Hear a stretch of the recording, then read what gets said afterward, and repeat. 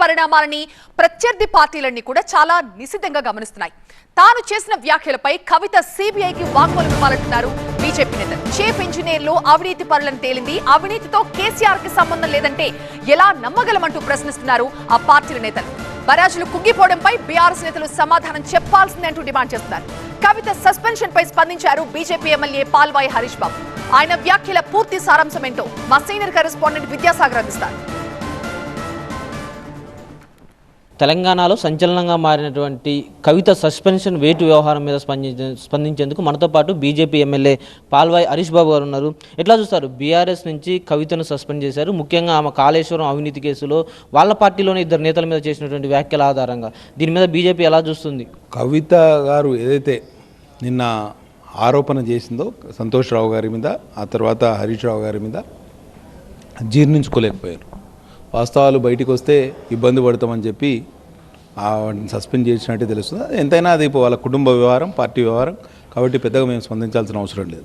అంటే ముఖ్యంగా కవితకు సంబంధించి ఈ వ్యవహారంలో ఏదైతే సిబిఐకి విచారణ ఆదేశించిన తర్వాత ఆమె ఒక ఇద్దరి వల్ల కేసీఆర్కి అవినీతి మరకలు అంటున్నాయంటూ ఆమె చేసిన వ్యాఖ్యలను ఎలా చూస్తారు? కవిత గారు నిజంగానే వారి వ్యాఖ్యలకు కట్టుబడితే రేపు సిబిఐ ఎంక్వైరీలో భాగంగా వారు వెళ్ళి వారి వర్షన్ వినిపిస్తే బాగుంటుంది. వారి దగ్గర ఏమైనా సమాచారం ఉంటే, ఎవిడెన్స్ ఉంటే సిబిఐకి ఇస్తే తప్పకుండా వారి మీద చర్యలు ఉంటాయి. మాకు వీళ్ళ ఎవరైతే అవినీతి ఉన్నదో, అవినీతి జరిగిందని పెద్ద ఎత్తున ఆరోపణలు వస్తున్నాయో కాళేశ్వరం కుంభకోణంలో, వాళ్ళను అవినీతి పరులను పట్టుకోవడానికి ఇంకా సహకరించడం వాళ్ళు అవుతారు. అంటే కేసీఆర్కి అవినీతి లేదు, హరీష్ రావు, సంతోష్ రావు చేశారు, ఆ మరక వారి వల్ల కేసీఆర్ కంటింది అన్నది అక్కడ కవిత చెప్పినట్టు ప్రధాన సారాంశం. దాన్ని ఎలా చూస్తున్నారు మీరు? ఎందుకంటే మొదటి నుంచి కేసీఆర్ కుటుంబం అవినీతి అని చెప్తూ వస్తున్నారు కదా, ఇప్పుడు కవిత ఎండార్ చేసింది ఒకరిద్దరు పేర్లతో, మిగతా వాళ్ళని ఎట్లా చూస్తారు మీరు? ఎంత దారుణం అంటే, ఇప్పుడు కేసీఆర్ ముఖ్యమంత్రిగా ఉన్నప్పుడు ఇంత పెద్ద కుంభకోణం జరిగింది, కానీ కేసీఆర్కి సంబంధం లేదంటే నమ్ముతామా? ఒక నూనె శ్రీధర్ అనే ఈ దగ్గర 200 కోట్ల అక్రమాస్తులు దొరికినాయి. ఆ హరిరామ్ దగ్గర 400 కోట్ల అక్రమాస్తులు దొరికినాయి. వీళ్ళందరూ అవినీతి పరులు అవుతారు. ఈ ప్రాజెక్టును మానసపుత్రికగా చూపించి కర్తకర్మ క్రియ అయిన ముఖ్యమంత్రి గారేమో అవినీతి రహితుడవుతాడా? వీళ్ళందరికీ వాటాలు ఉన్నాయి అందరికీ. అంటే జస్ట్ ఏంటంటే బ్లేమ్ గేమ్, నాకేం సంబంధం లేదని చెప్పే ప్రయత్నంలో వీళ్ళు చెప్తున్నారు. కానీ రేపు సిబిఐ ఎంక్వైరీలో అన్ని వాస్తవాలు బయటకు వస్తాయి. ఎవరు టెన్షన్ పడాల్సిన పని లేదు.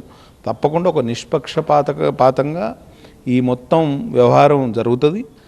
సెంట్రల్ బ్యూరో ఆఫ్ ఇన్వెస్టిగేషన్ పూర్తి స్థాయిలో విచారణ చేస్తుంది, వాస్తవాలు బయటకు తీస్తుందనే ఆశతో తెలంగాణ ప్రజలు కూడా ఉన్నారు. ఈ సిబిఐ కాళేశ్వరం విచారణకు సంబంధించిన డైవర్షన్ పాలిటిక్స్లో భాగంగా సస్పెన్షన్ వ్యవహారం తెర మీదకు తెచ్చారు. కాబట్టి ఇప్పటికైనా సరే రాష్ట్రంలో ఈ సిబిఐ ఎంక్వైరీ ద్వారా పూర్తిగా కాళేశ్వరం అవినీతి బయటకు తీసుకురావాలంటూ కూడా బీజేపీ ఎమ్మెల్యే పాల్వాయి హరీష్ బాబు కోరుతున్నారు. కెమెరామెన్ శేషుతో విద్యాసాగర్, TV9 హైదరాబాద్.